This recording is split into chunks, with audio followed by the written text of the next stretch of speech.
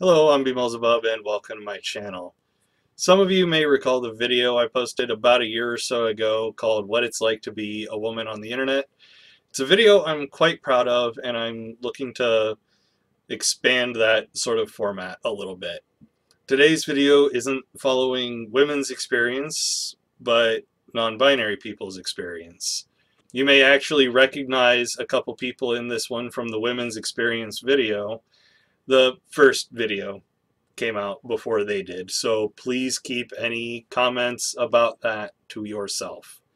They weren't comfortable talking about who they really were or hadn't yet come to realize that's who they were yet. So please show them the respect they deserve.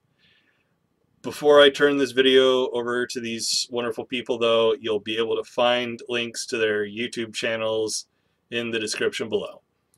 Without any further delay, let's hear from the MBs. And if you ask me, our days are numbered, falling one by one. It seems to me somewhere we blunder with blind faith and trust. Hi, I'm Andey Fellowes. I'm non-binary. I use they, them pronouns. And for me, being non-binary on the internet is kind of a recent thing. I actually recently started asking people to use they, them pronouns for me online. So that is kind of one of the first steps really I'm taking into kind of being myself more in a public way.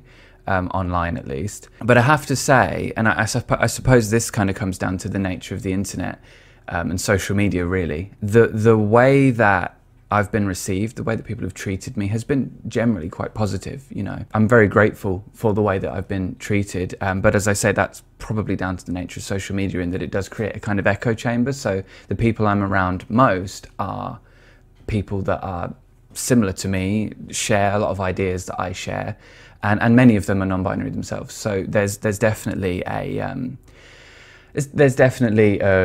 explanation for the positive response. I did receive a little bit of odd feedback, let's say, from a few people when I first asked people to start using they, them pronouns for me, but you know, generally it was quite positive. I'm sure I'll have other things to say as we go on, and you know, as I live out the years as a non-binary person on the internet. But initially, you know, going into the experience, it has been relatively positive.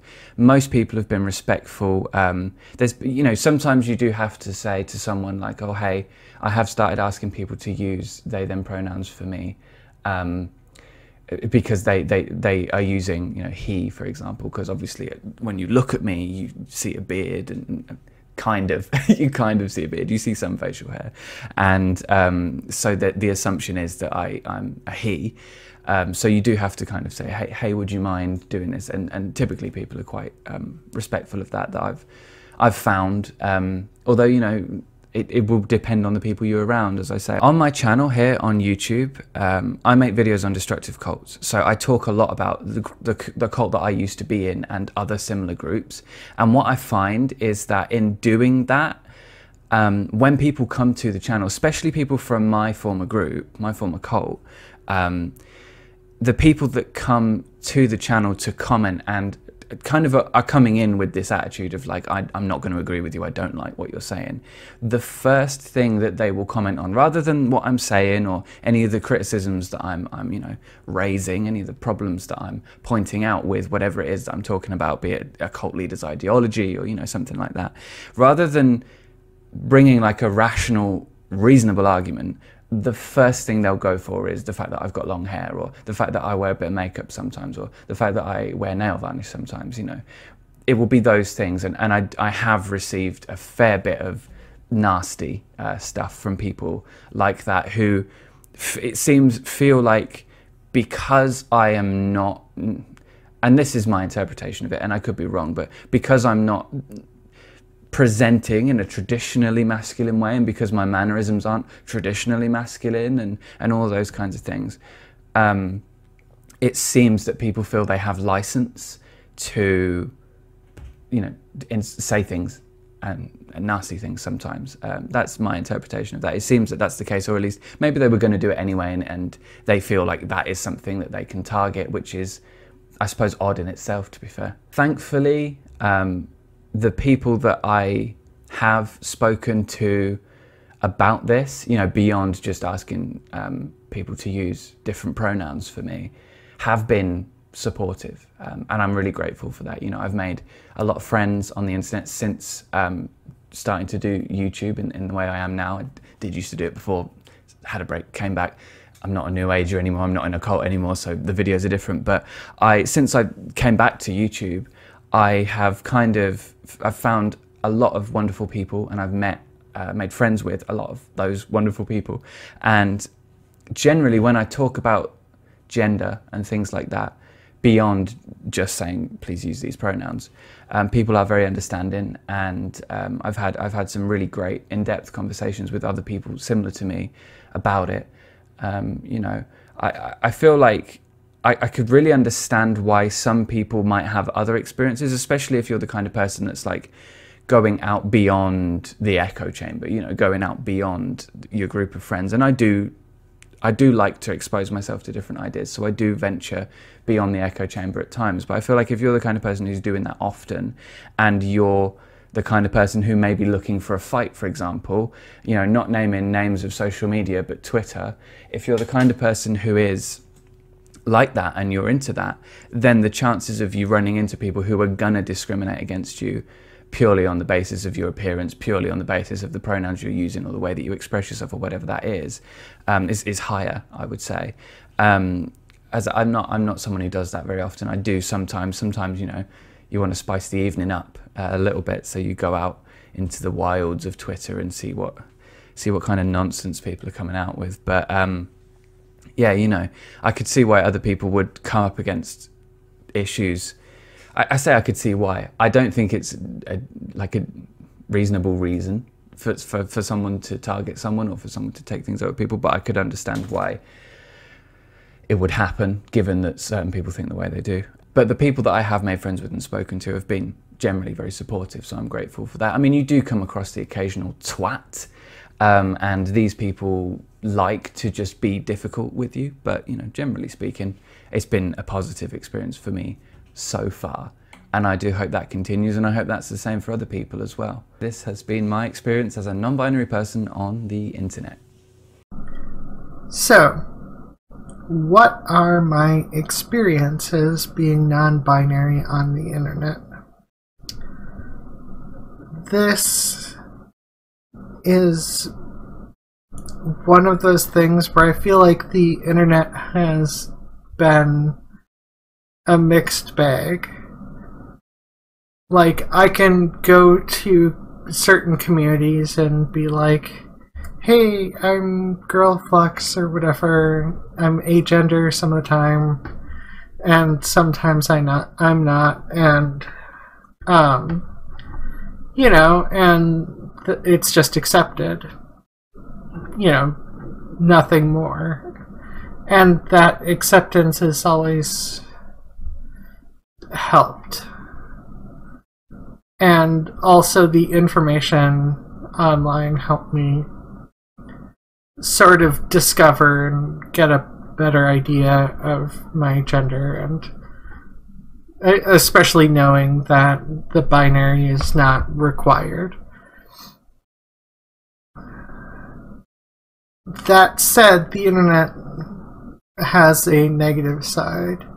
For one, I stream on Twitch and YouTube, and especially on Twitch, I encounter a lot of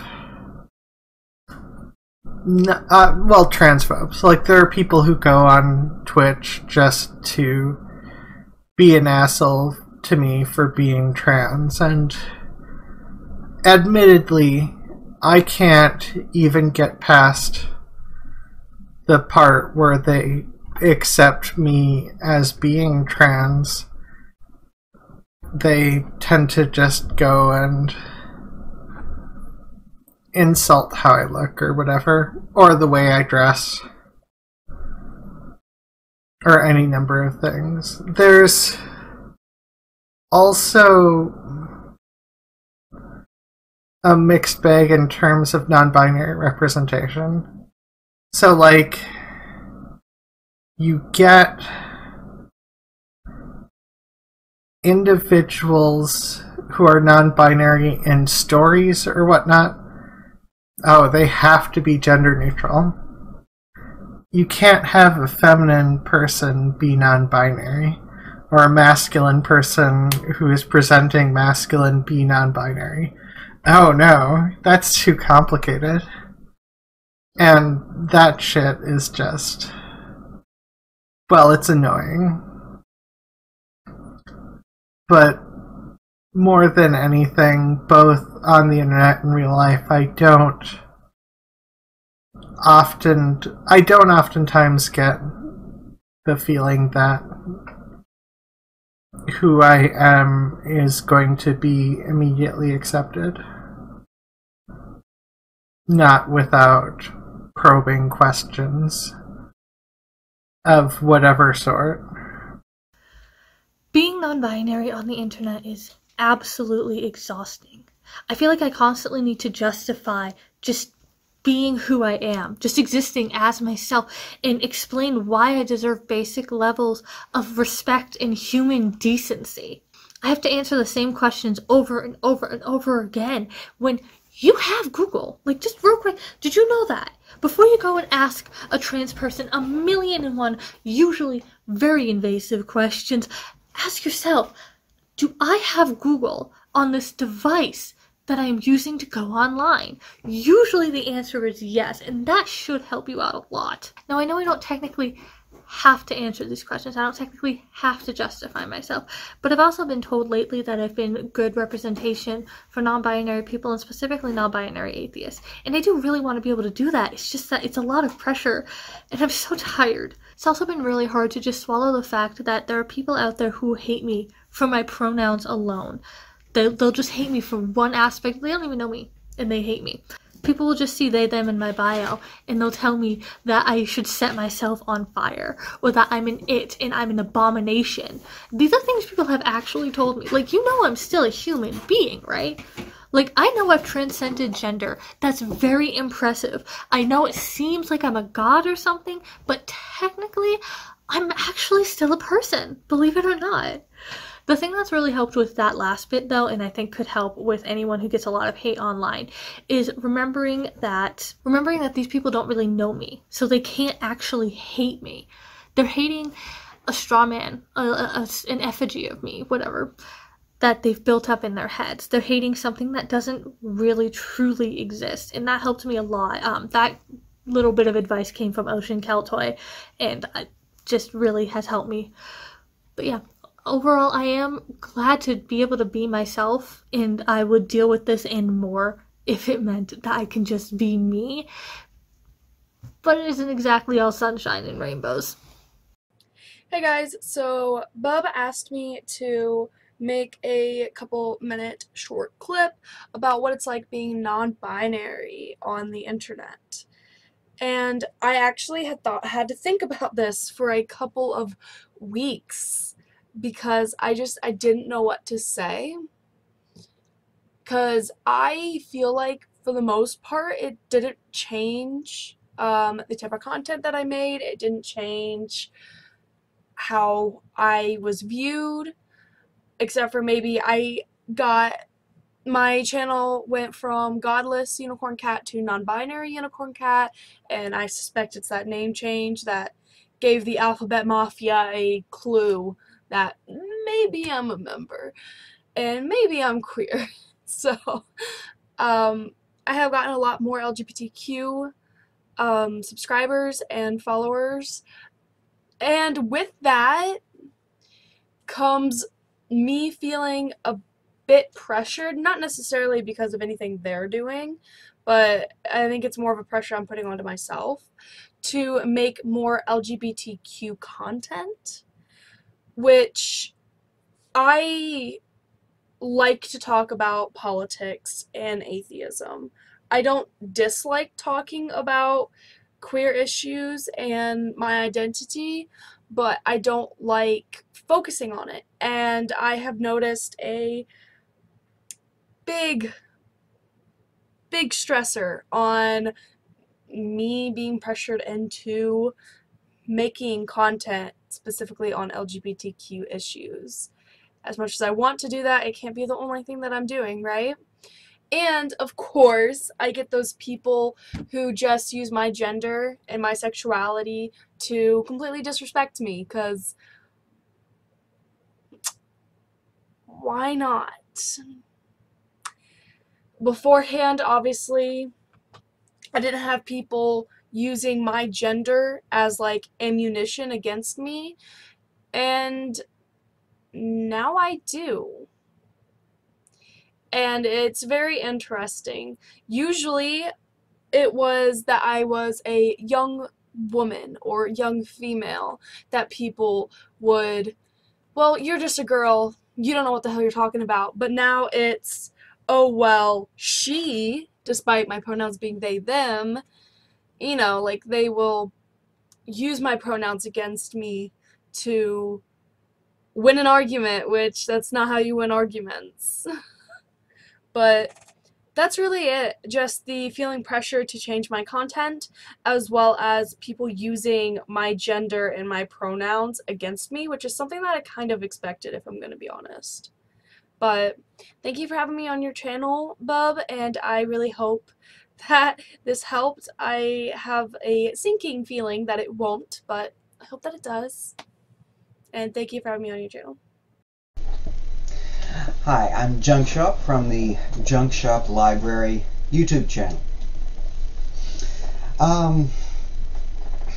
BMillzebub had asked me to be part of this project you see before you now. And I've been thinking and thinking and thinking, and honestly trying to come up with something interesting to say. Experience of a non-binary person on the internet. And my experience of the internet has not particularly changed since coming out as non-binary. I did kind of blitz my way onto the internet, just kind of bumbling forward into all of the various apps as an angry, foul-mouthed, weird-haired, peculiarly coutoured atheist activist on behalf of no one but myself. And so I think people were pretty much accustomed to the weird. Not that being non-binary is particularly weird, but it's certainly different. It's outside the mainstream. And when I came out as non-binary, surprise, on all the platforms simultaneous, I was greeted essentially entirely with warmth and acceptance and friendship. Other people have not been so lucky.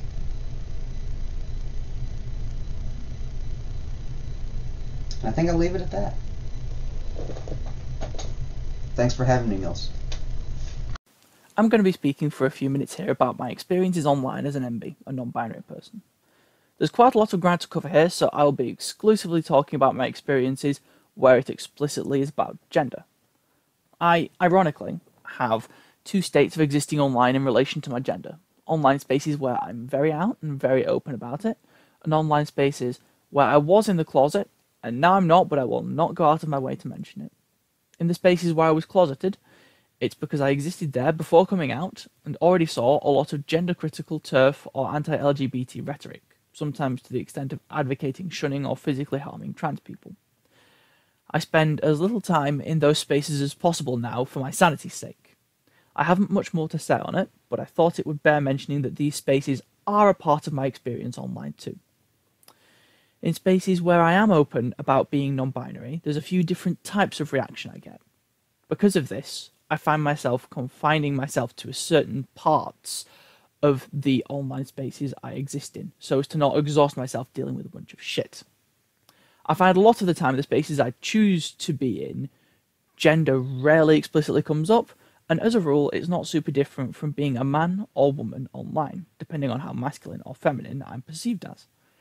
In some situations, some people seem to be unsure how to talk to me, which has presented some interesting situations where I get to see the differences between how I'm treated when I shift my presentation. There are points at which someone who I'm interacting with will dismiss anything I say because I'm non-binary, usually for the same 4 or 5 reasons. Though sometimes I've saved the time because I am already blocked. I've also experienced erasure online. People wanting to pretend that I'm not non-binary. This takes one of 2 forms. Either they want to think I'm a cis person pretending to be non-binary, or they want to think that I'm a binary trans person in denial. And because I use all pronouns, they often exclusively use the ones they think I should be using. It's common to the point I'm considering just making it such that the pronouns I use are exclusively they, them. In places where gender does come up, I end up repeatedly answering the same questions about being trans or about being non-binary or about the use of singular they. And it's common enough that I'll end up arguing with someone about these things because they think they know better than me. As a result of this, I've ended up having to know some decently in-depth stuff about various fields of science from psychology to biology just in order to not be dismissed. And while I don't usually mind, there's almost always this expectation that if I don't do it, or even if I don't do it well, that I'm wrong about my identity or I'm lying, and it's exhausting. There are some places online where I can talk about this stuff openly, and it's always nice to have, but those spaces are usually referred to as echo chambers by other people. I think that's about all I've got to say on the matter, so I will briefly wrap up. The reason I deal with this shit I get for being non-binary, where I can be open, is because it's easier than being in the closet, even if it's fucking exhausting for sometimes. Thank you for listening. Have a good day. Hi, I'm Genesis Undead.